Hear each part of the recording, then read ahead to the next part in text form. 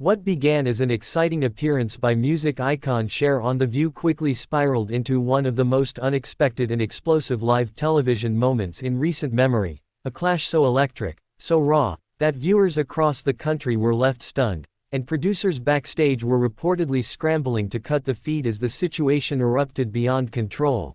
The moment Cher walked onto the stage, radiating confidence in a black leather jacket, oversized sunglasses, and her signature cascade of jet black hair, the crowd erupted in cheers, but there was an unmistakable tension in the air, perhaps a premonition of what was to come, though no one could have predicted just how far things would go. The panel of hosts, Whoopi Goldberg, Joy Behar, Sunny Hostin, Alyssa Farah Griffin, and Anna Navarro, welcomed her warmly at first, eager to discuss her latest album, a comeback single that had been dominating streaming charts, and her newly announced political advocacy campaign aimed at boosting voter engagement among Gen Z and marginalized communities. The conversation began respectfully enough, with Cher passionately detailing her concerns about growing political apathy, the threat to women's rights, and what she viewed as a disturbing rise in fascistic rhetoric in America. But when the discussion veered into the realm of celebrity responsibility and public accountability, particularly in regard to misinformation and online activism, a subtle but unmistakable shift occurred as Alyssa Farah Griffin, a former Trump administration aide turned co-host, posed a question that many perceived as baiting, asking Cher whether celebrities should really be the ones influencing political discourse when many are, in her words, uninformed and out of touch with working-class reality. Cher, visibly irked but composed, responded by referencing her decades of activism, from the early days of HIV/AIDS awareness to her work with veterans and Native American communities, emphasizing that she didn't just speak from a podium, she marched, donated, showed up, and spoke out even when it wasn't popular. But Alyssa, pressing on, countered with a comment that seemed to ignite the flame. But you live in a Malibu mansion, fly private, and you're telling people how to vote. How do you reconcile that with the average American's daily struggle? And that was the moment everything exploded. Cher removed her sunglasses slowly, stared directly at Alyssa, and responded not with a soundbite but with a searing, impassioned monologue that many later described as both brutal and necessary, saying, "I've lived through more administrations than you've had birthdays. I've fought for people who didn't even like me. I've been called every name in the book for standing up for what's right. And if you think money cancels out compassion, then maybe you're more out of touch than you think." And the audience, sensing the gravity of the moment, went silent, not a single clap or gasp. Just stunned stillness as Cher's words hung heavy in the air. Joy Behar attempted to diffuse the situation with humor, joking that Cher's truth bombs were so sharp they should come with a trigger warning. But Sunny Hostin leaned forward, visibly nodding in agreement with Cher, and tried to steer the conversation back to the broader issue of civic engagement. But it was too late. The dynamic had shifted, and Cher, no longer interested in diplomacy, doubled down, accusing the media, including shows like The View, of often platforming contrarian voices not to seek truth but to chase controversy, to manufacture viral moments at the expense of nuance, and that they were part of the reason meaningful dialogue had eroded into shouting matches and clickbait clips.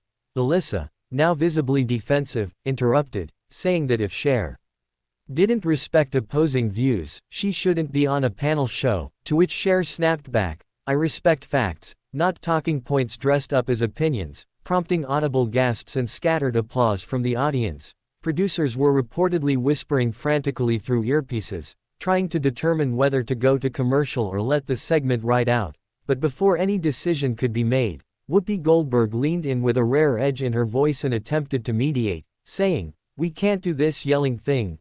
We've got enough of that out there." But Cher, still calm but resolute, replied, "This isn't yelling, Whoopi. This is what truth sounds like when it's fed up with being polite." And as the audience erupted with a mixture of cheers and groans, the broadcast awkwardly cut to commercial mid-sentence, leaving millions watching at home confused, exhilarated, and waiting for updates. Social media instantly detonated, with hashtags like #ShareOnTheView, #ViewClash, and #ShareVs Alyssa trending worldwide within minutes. And as speculation ran rampant, TMZ broke the story that during the commercial break, a heated off-camera exchange continued, leading producers to inform Cher that her appearance would not continue into the next segment.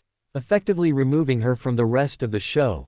A polite phrasing for what fans quickly dubbed a live TV ejection. Cher, never one to be silenced quietly, later posted on X, formerly Twitter, writing in all caps, "Some people want soft truth that never offends. Sorry.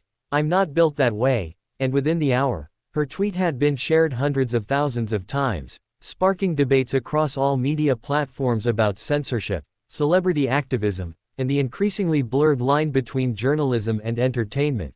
The View, in the aftermath, issued a carefully worded statement, claiming that creative differences and production timing had led to a shortened interview, but the public wasn't buying it. Pundits across the political spectrum weighed in, with some accusing Cher of being intolerant to dissent, while others praised her for refusing to allow her legacy or intelligence to be undermined by thinly veiled jabs. Meanwhile, Cher appeared unfazed by the backlash and doubled down on her position in follow-up interviews, one of which went viral on a podcast where she said, "The truth doesn't need to shout, but sometimes it needs to stop whispering," and her comments were instantly embraced by a generation of fans who saw in her not just a pop icon, but a fearless elder willing to say what others couldn't. The incident had a ripple effect far beyond a single morning show segment.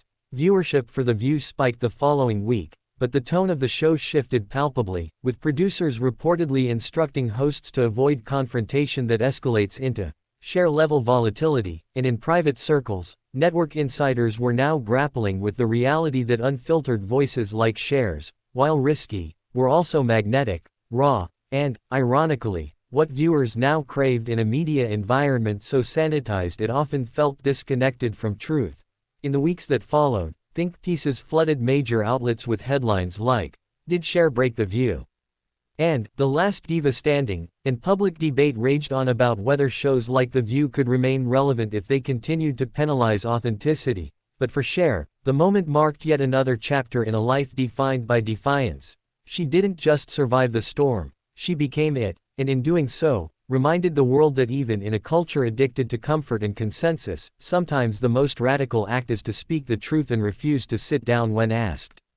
The fallout from Cher's explosive clash on The View did not dissolve as the news cycle turned. It deepened, took on cultural weight, and ignited new conversations that reached beyond television drama into the heart of America's fractured discourse around media, truth, and generational power. While network executives initially hoped the moment would fade into the ether of internet virality, it instead became a defining flashpoint, quoted by political commentators, dissected in journalism classrooms, and shared in editing suites where producers wondered how much candor was too much for daytime television. Cher's words, "I respect facts, not talking points dressed up as opinions," became a kind of rallying cry, splashed across protest signs, TikTok explainers, and even campaign slogans as political hopefuls tried to tap into her raw, unfiltered honesty. Meanwhile, the panelists of The View, especially Alyssa Farah Griffin, faced relentless online scrutiny. Some defended Alyssa's questioning as fair game, arguing that Cher, like any guest, should expect to be challenged. Others lambasted what they saw as a premeditated attempt to provoke and belittle an icon who had not only paid her dues but rewritten the rules of fame. Within days, the show's subreddit, long a haven for heated discussions, turned into a battleground where users debated everything from Joy Behar's nervous deflection to Whoopi's attempt at neutrality. But what surprised many was Cher's refusal to retreat from the conversation. Rather than issuing carefully worded PR statements or allowing the media to interpret her stance, she took to her own platforms with renewed clarity and purpose. In an Instagram live session watched by nearly 9 million people in 24 hours, she addressed the incident head-on, sitting in her kitchen, no glam team, no filters, just a woman who'd been through decades of public scrutiny, saying, "I'm not mad about being cut off, I'm mad about being dismissed. I didn't survive 60 years in this business by staying quiet when it counted." Her voice cracked once, maybe twice, not with fragility but from the sheer emotional weight of being perpetually expected to shrink herself to fit into polite, marketable boxes. The live went viral, not because of scandal, but because of its honesty, and in the days that followed, the hashtag #ShareUncut began trending globally, with fans demanding that The View release the full, unedited footage of the segment, which many believed included sharper, possibly even more confrontational exchanges cut out of the broadcast. ABC declined to comment, citing editorial standards and airtime constraints, but the silence only fueled the suspicion. In response, Cher's team released her personal audio recording of the full segment, a smart move legally and strategically, and in it, viewers heard the full breadth of the exchange. Cher questioning the ethics of mainstream news platforms, critiquing their corporate affiliations, and at one point telling a visibly rattled producer off camera, "I was invited here to speak, not to be stage managed." That audio changed everything. Suddenly, it wasn't just a celebrity moment, it was a media ethics debate. Journalism schools began using the audio as a case study. Writers published essays comparing Cher's on-air treatment to other women, especially women of color and older women, who had been similarly dismissed or tokenized by polished media spaces that claimed to honor diversity but crumbled under dissent. Even hosts from competing networks weighed in. MSNBC's Joy Reid praised Cher's composure and clarity, calling her a one-woman masterclass in truth-telling, while Fox News commentators used the moment to argue that left-leaning media couldn't handle real debate. But Cher, never content to be a pawn in anyone's narrative, sidestepped partisan co-opting altogether. She made it clear in subsequent interviews that her concern wasn't about ideology, it was about integrity. "I don't care what side you're on," she said on Trevor Noah's podcast. "If you can't handle someone disagreeing without trying to silence them, then maybe you're not ready for a conversation, maybe you're just looking for applause." That quote became the centerpiece of an op-ed she wrote for The Atlantic, titled "Respecting Truth in an Age of Performance," which not only went viral but led to speaking invitations from Ivy League schools, journalism summits, and even political organizations, all hoping to harness the momentum of her unexpected media rebellion. And yet, through all this, Cher didn't posture herself as a revolutionary, she simply acted as one. She continued promoting voter registration campaigns, recorded a stripped-down acoustic protest song called "Noise," and even announced plans to fund a media literacy program for public high schools.